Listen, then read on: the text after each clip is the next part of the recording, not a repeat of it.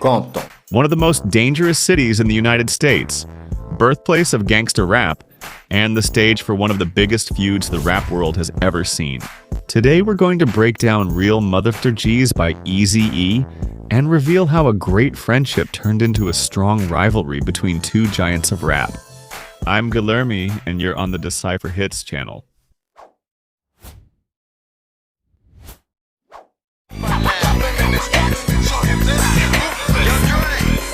To understand the lyrics of Real Muthaphuckkin, we need to understand the context of when it was made and how one of the biggest rivalries in rap began. In the 80s and 90s, Compton was one of the most violent cities in California, mainly due to organized crime and the fights between the famous Bloods and Crips gangs. In this context, the city became one of the birthplaces of gangsta rap, a subgenre of hip-hop and rap.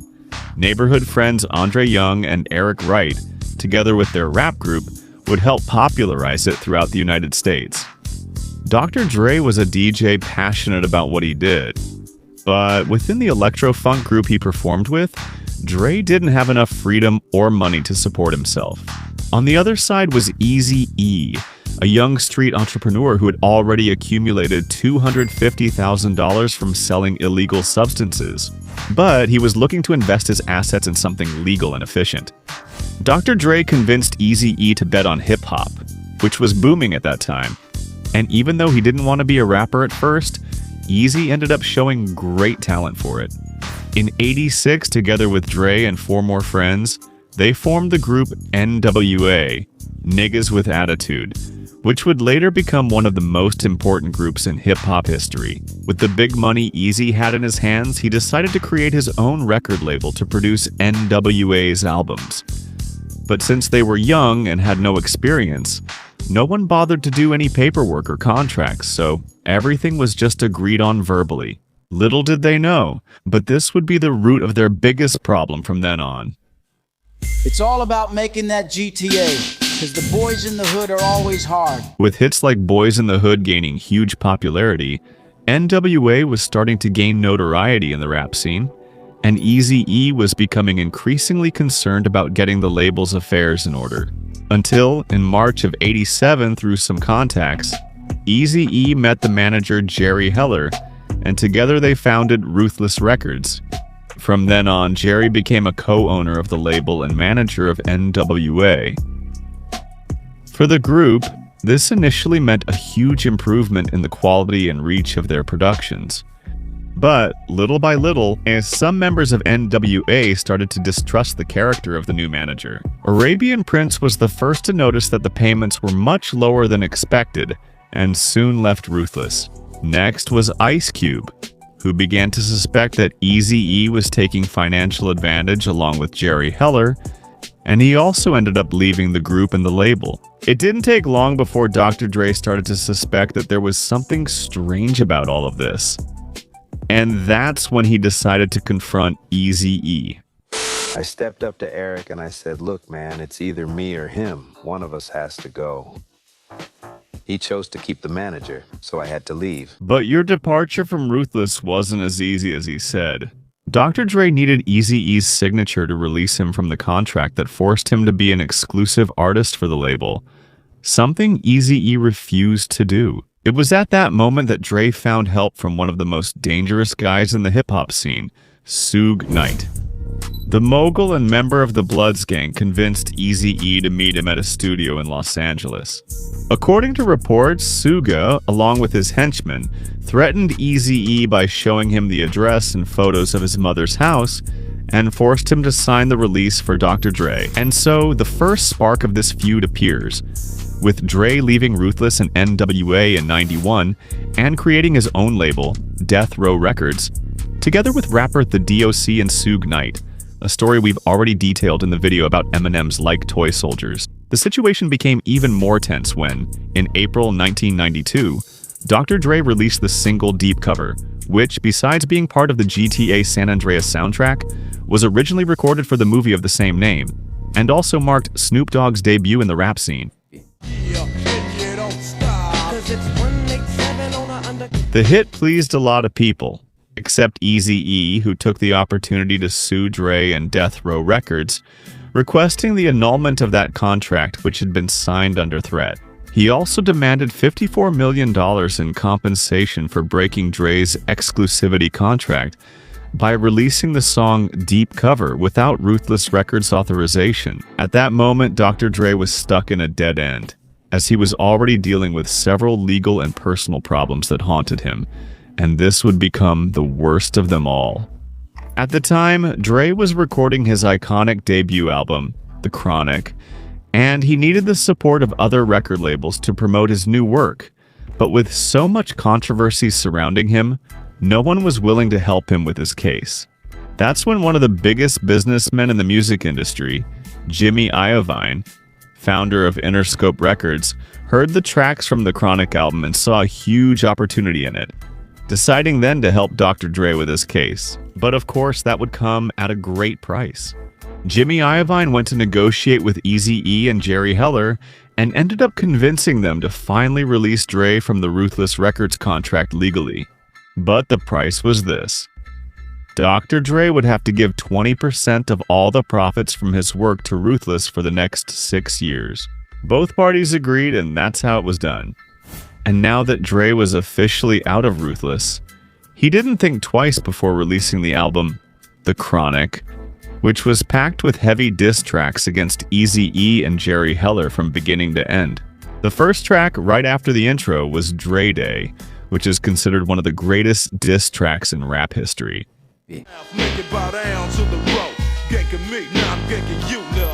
As heavy as the song's lyrics was the music video, in it they hired 2 actors to play Jerry and Eazy-E, who in the video they call Sleazy-E. At the end of the video, he appears on a street corner holding a sign that says, "We'll rap for food." Remember this scene for later. If you're enjoying the video, like and subscribe for more analyses. This was the first time the Dr. Dre and Eazy-E beef became a song, and with Dre's success, it was a series of goodbyes. They turned to Eazy-E to see how he would respond. He locked himself in his studio and started working on a diss track aimed at Death Row Records.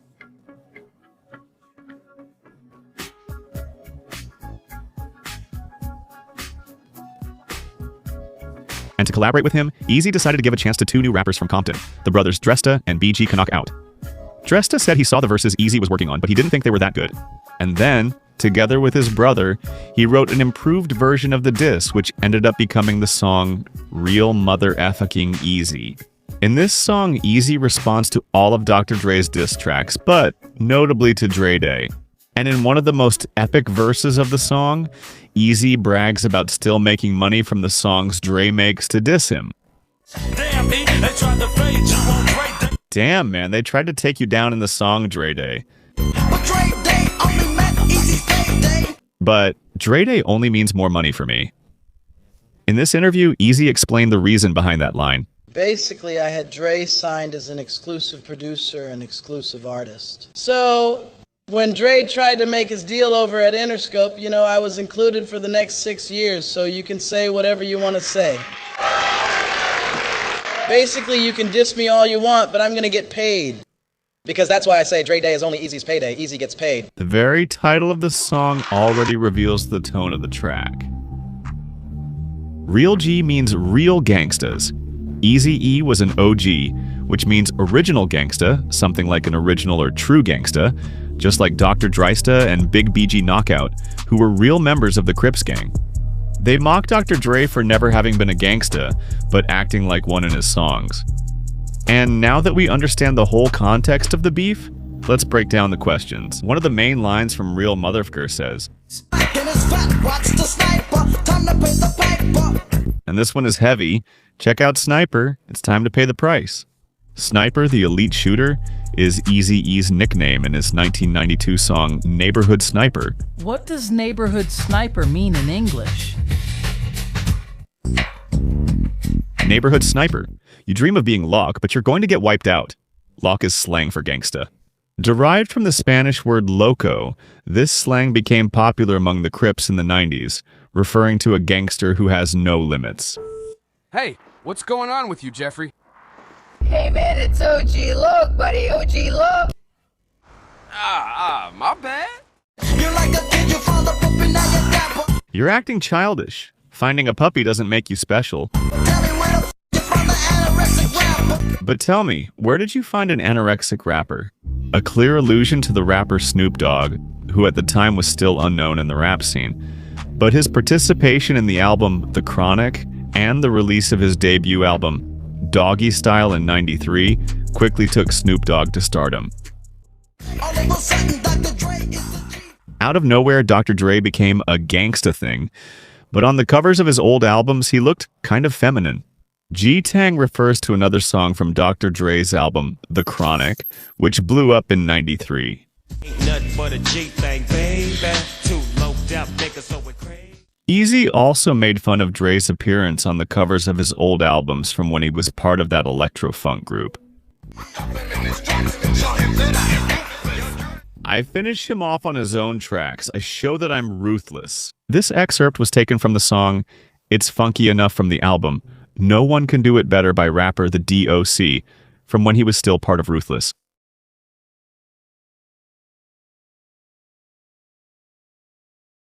But at this point, the D.O.C. had already left Ruthless and joined Dr. Dre and Suge Knight at the label Death Row Records. Think you started trying to bang around the top of the Peace Street. I think he only became a gangsta after the peace treaty. In '92, the Bloods and the Crips signed a peace treaty after a case of police violence. The treaty resulted in a significant drop in violence in the region over the next decades, and it was even depicted in the movie Straight Outta Compton. Dre is saying that it's very easy for Dr. Dre to act like a gangsta now that the streets of Compton are calmer. Wearing khakis in my way. Wearing khakis and hanging with your crew while you rhyme, you try to look stylish but just seem like a nerd. Here, Dre is referencing two street-style trends from that time: khaki pants and sagging pants, which are worn so low that people almost had their underwear showing.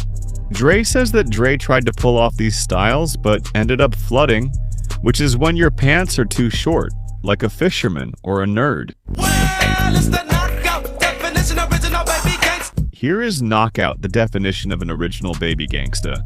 BG, or baby gangsta, is the opposite of OG, so it usually sounds pejorative, meaning an inexperienced gangsta. But Knockout chose this name because he really was new to rap. He was only 18 years old when he rapped these verses and was still in high school. Dre and Snoop are actors, comedians, studio gangstas, posers.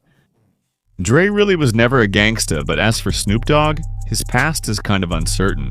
While many claim he was never a gangsta, Snoop himself claims to have been part of the Rolling Twins division of the Crips. And he always made a point of showing off the color blue and the classic Crip walk, the dance of the Crips gang, in most of his performances. Saying you're from my city, but Dre, you're not from Compton. Guys like you are what I call wannabes.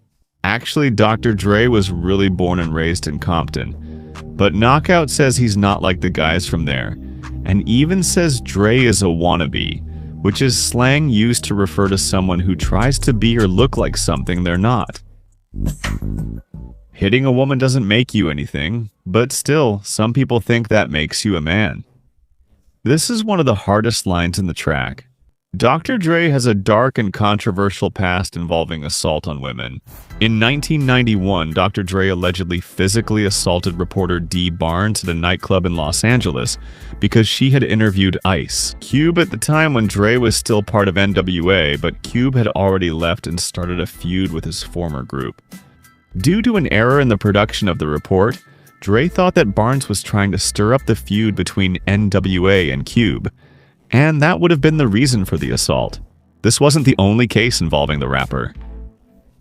At the 1990 Grammy party, Dr. Dre assaulted the singer Terry B, a former dancer from the group Bardot. The reason was that she made the song Ruthless Bitch, where she made fun of Dr. Dre. In addition, his ex-wife Michelle has already revealed in interviews that she also suffered various assaults from the rapper. In the 2017 documentary The Defiant Ones, Dr. Dre acknowledged his mistakes and apologized. Any man who puts his hands on a woman is a punk, an idiot. I've already paid to have her. Back to the song. Eazy-E says in Death Row, I heard you're the same.